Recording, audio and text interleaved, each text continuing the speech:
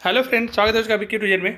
और काफ़ी ज़बरदस्त वीडियो है जो क्लास 7 में पढ़ रहे हैं। एकदम ध्यान से इस वीडियो को सुन लीजिए और अच्छा से नोट करके लिख लीजिए, क्योंकि कल जो एग्जाम आपका फाइनल परीक्षा होने जा रहा है सेकंड सीटिंग में, निश्चित रूप से ऐसा ही क्वेश्चन देखने के लिए मिलेगा। बस मेरा तबीयत थोड़ा ठीक नहीं है, लेकिन आप सभी के लिए कहीं ना कहीं से उपाय हो रहा है। जो इंपॉर्टेंट क्वेश्चन है वो आपको दिया जा रहा है। आपको क्या करना है, किसी टाइप का क्वेश्चन का प्रैक्टिस कर लेना और इसको तो बिल्कुल अच्छा से याद कर लेना, क्योंकि ज़्यादातर चांस है ऐसा ही क्वेश्चन आएगा। तो ठीक है, टाइम लेट नहीं करते हैं, आप लोग भी इसको 1 से 2 बार देख करके अच्छा से नोट कर लीजिए। जो क्लास 7 में है उनका कल गणित में ऐसा क्वेश्चन आने जा रहा है। पूछेगा कि 5 ऋण पूर्णांकों का गुणनफल, तो 5 ऋण पूर्णांकों का गुणनफल ऋण पूर्णांक ही होता है, तो आप उसको वहाँ पर टिक लगा लीजिएगा।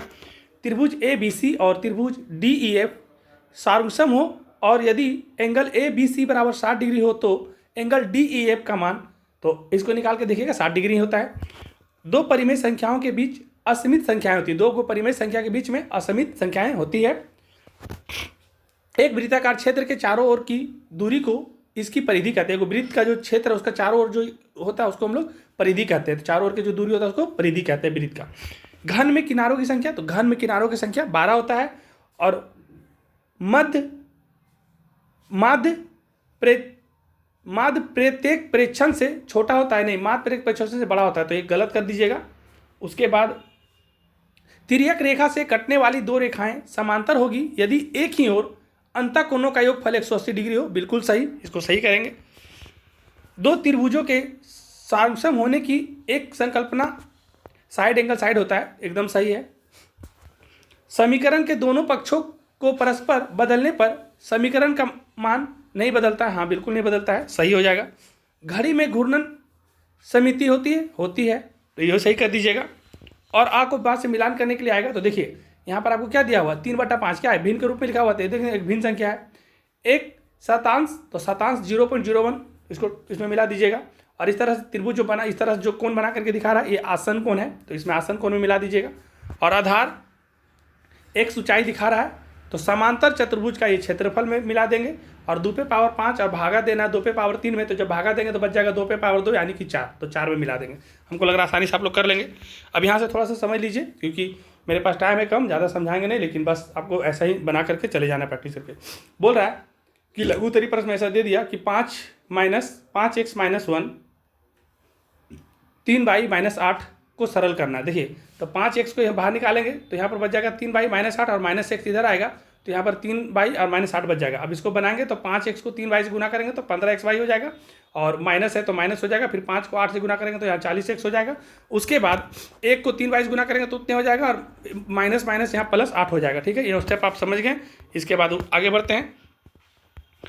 एक वर्गाकार मैदान, ऐसा वर्गाकार मैदान देगा तो वर्गाकार मैदान बना देगा। उसका क्षेत्रफल 225 दिया हुआ, तो क्षेत्रफल मीटर स्क्वायर में दिया हुआ है, तो ABCD करके वर्गाकार मैदान बना लेंगे। उसका परिमाप निकालना है, तो परिमाप जब निकालिएगा तो हम जानते हैं कि वर्ग का परिमाप क्षेत्र क्या होता है, A² होता है। क्या होता है, A² होता है। तो जब A² हो जाता है तो 225 दिया हुआ था, उसका 225 दिया हुआ था ना, हाँ 225 मीटर दिया हुआ था परिमाप। तो इसको तो A² 225 हो जाएगा। तो जब हम A से स्क्वायर हटाएंगे तो 225 के ऊपर रूट हो जाएगा, A बराबर निकल जाएगा 15। तो वर्ग का परिमाप क्या होता है, तो वर्ग का परिमाप 4 गुना A होता है। तो भुजा A होता है, तो 4 को भुजा तो A दे देंगे। A निकल गया मेरा 15, तो 4 गुना 15 निकल जाएगा 60। अच्छा से आप नोट करिए, क्योंकि हम समझाने का मूड में है नहीं, बस जल्दी में, क्योंकि सारा का कंप्लीट करना है। दीर्घ उत्तरीय प्रश्न, एक कुर्सी को 660 रुपये में बेचने से 10% का लाभ होता है, यानी 660 में बेचा तो 10% का लाभ हुआ।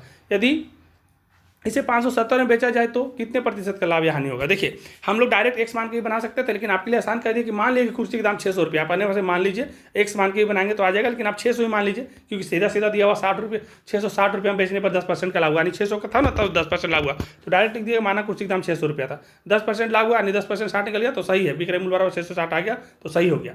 570 में बेचे, तो 570 में बेचे तो हानि बराबर क्या होता है, क्रय मूल्य माइनस विक्रय मूल्य। तो 600 में खरीदे 570 में बेचे, यानी 30 रुपये का हानि हुआ। तो 30 रुपये का हानि हुआ, तो हानि प्रतिशत कैसे निकालेंगे, तो हानि गुना 100 बटा क्रय मूल्य। तो हानि हो गया 30 का, गुना 100 बटा क्रय मूल्य, काट देंगे तो 5% का हानि हो गया। तो ये वीडियो अगर आपको अच्छा लगा है, और निश्चित रूप से आप इसको अच्छा से नोट करके जाइए, अच्छा से वीडियो को धीरे धीरे रोक करके लिख के जाइए, इस तरह से क्वेश्चन करके जाइए। 50 नंबर का मैथ रहेगा, लगभग आपको 50 में 50 आने का पूरा चांसेस है। अगर मेरा वीडियो अच्छा लगेगा या कल आप एग्जाम देकर के आएंगे, आपको समझ में आ जाएगा कि हाँ ठीक है, तो इस वीडियो को आप कल लाइक करिएगा, और कल जो सब्सक्राइब नहीं किया सब्सक्राइब करिएगा।